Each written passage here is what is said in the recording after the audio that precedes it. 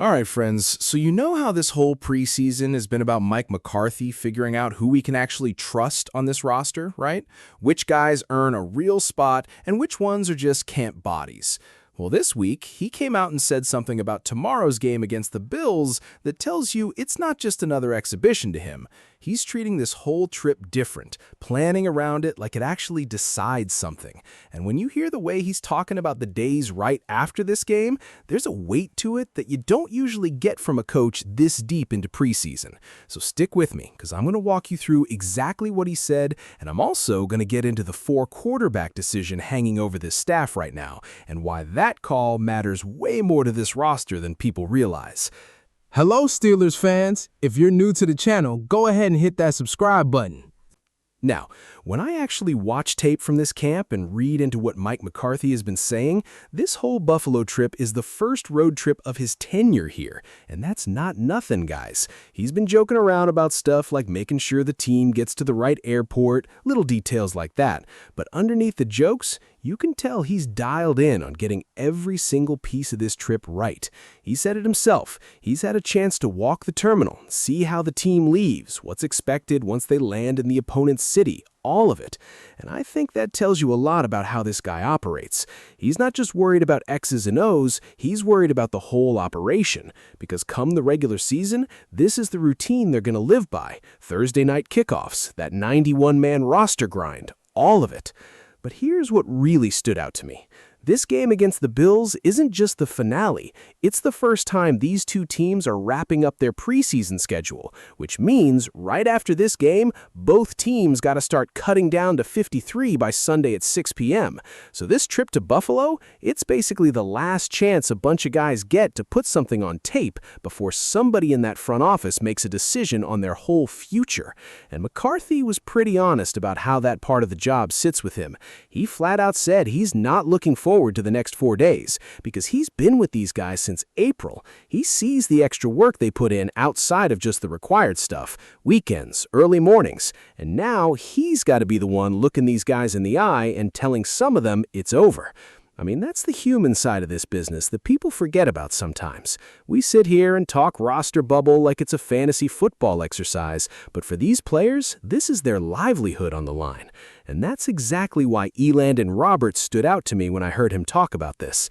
This is a guy who's been in that building at the old stadium in Buffalo 8 different times across 3 different teams, so he's seen it all.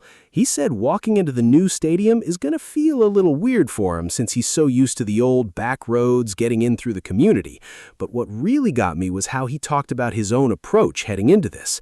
He said he tells younger guys fighting for a job to just go out there and take it one play at a time. And even though he's on this roster as a late addition this year, he's not taking anything for granted either. He wants to play more. He said he's still got some things he needs to iron out himself. And honestly, the line that stuck with me the most was when he talked about never letting himself feel that sigh of relief, you know? That moment where a player just exhales and thinks, okay, I made it, I'm safe. He said he never allows himself that, because the way he sees it, you'd rather be on the edge than comfortable. And when a 6th-round pick who's carved out a real career in this league is still talking like that deep into camp, that tells you something about the mentality this whole roster needs right now, because there's a real edge to this Buffalo trip, and I think that's exactly what McCarthy wants heading into Week 1. Now, speaking of guys fighting for their whole future, I got to bring up the quarterback room, because this might be the most talked about bubble situation on the entire roster right now. Will Howard is right in the middle of it, and honestly, it's not really a question of whether he makes the roster outright, it's more a question of does this team decide to carry 4 quarterbacks or not. He's got a chance to force the coaching staff's hand here. He just needs to go out there and get the job done. Doesn't matter if it's first-half reps or second-half reps. And look, there's a stat that kind of jumped out at me. This guy's thrown somewhere around 24 passes total in his NFL career, and he's already got 2 interceptions to his name. Now, normally, that's the kind of thing that gets a guy bounced to a practice squad real quick, but I don't know if the coaching staff sees it that way, because if you listen to how McCarthy talks about him, there's clearly something there he likes. And that quarterback question doesn't exist in a vacuum either, because it ties right back into Mason Rudolph, too. He's on his last year of his deal, and I think the only way he's not part of this roster going forward is if he ends up playing meaningful snaps this season and it just doesn't go well. But if he doesn't see the field much, I'd expect him right back in that quarterback room next year, honestly, because a lot of what he brings is that veteran presence in the meeting room, somebody who fits what the offense is trying to do, at least in his own words. Now shifting over to the defensive side for a second, because there's a name that's honestly one of the more interesting bubble stories on this whole roster, and that's Cole Holcomb. I brought up his name earlier, and I gotta be real with you. I think his path here leads to the practice squad, and I say that even though the guy has clearly worked his way back from a really traumatic knee injury to even be in this position. He can start and log real snaps when healthy, no doubt about it, but you're looking at a linebacker room that already has guys who bring similar value plus more special teams versatility. And here's the thing that makes his situation a little different than most bubble guys. Teams around the league have had chances to go get him before, and they've passed, mostly because of that injury history. So there's a decent chance this team can just let him sit on the practice squad without much risk of losing him to another roster, which honestly might end up being the move. And that leads me right into a comparison I think is worth making, because there's another name on this roster in a pretty similar spot, and that's Robert Tonyan. When you stack him up against Holcomb, I actually think Tonyan has had the more impressive preseason overall. He's shown real chemistry catching passes from multiple quarterbacks in this building. But here's the question I keep coming back to. If this team doesn't have him on the roster, does another team out there scoop him up off waivers? I don't think many teams are shopping for a third tight end this late in August, so my guess is he sticks around here regardless, especially with how thin this tight end room would look without him. Now on the safety side, there's a name we're talking about too, and it's Robert Spears-Jennings. This guy has gotten a legitimate opportunity with the first-team defense throughout camp, and for the most part, he's answered the call. The question isn't really about his talent at this point. It's more about whether this coaching staff, which has leaned veteran so far this preseason, actually trusts him enough heading into real football. I think he's more likely on this roster than off, but it's going to come down to whether there's simply a spot for him, not necessarily whether he's earned it. As far as the defense is concerned, along the trenches, you got a battle brewing between Gabriel Rubio and Dean Lowry.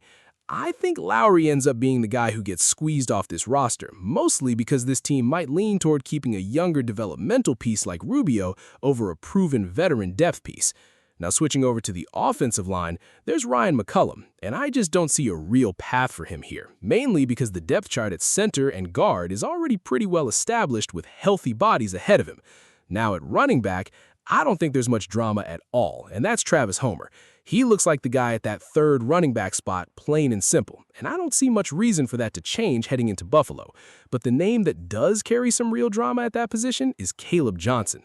Look, I just haven't seen enough from this guy this preseason to feel good about his roster spot. And honestly, I think there's a stronger chance he gets moved in a trade than he does making this 53 outright. Some team out there looking for a cheap flyer on a former high pick could absolutely come calling before final cuts. And speaking of the offensive line, I can't skip past Broderick Jones because this whole tackle situation on this roster is honestly one of the bigger concerns heading into the regular season. Right now, your best options at tackle are guys who, when you list them out, don't exactly inspire a ton of confidence outside the top spot. There's a real world where this front office has to go outside the building to address that need before or during the season, whether that's a trade or picking someone up off another roster's cuts.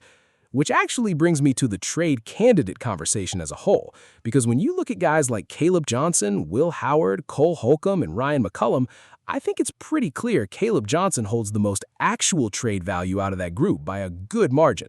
Some team out there is going to look at a former high pick sitting on a crowded backfield and think that's worth a late-round flyer, no doubt about it. And last thing I want to touch on before wrapping up, the Joey Porter Jr. contract situation, because this thing keeps dragging on, and I think it eventually gets done, but it's not going to be cheap or easy. This front office holds a ton of leverage here just because of how contract control works in this league, and I don't expect them to budge much on guaranteed money. But at the end of the day, I do think a deal comes together before it turns into a real distraction heading into the season. So look, when you put all of this together, this Buffalo trip is carrying a lot more weight than your typical fourth preseason game. You got roster bubble battles all over this depth chart, some real quarterback questions still up in the air, and a front office that's got to make some tough calls in just a few days. I'll be back with more once we see how this roster actually shakes out, so stick around for that.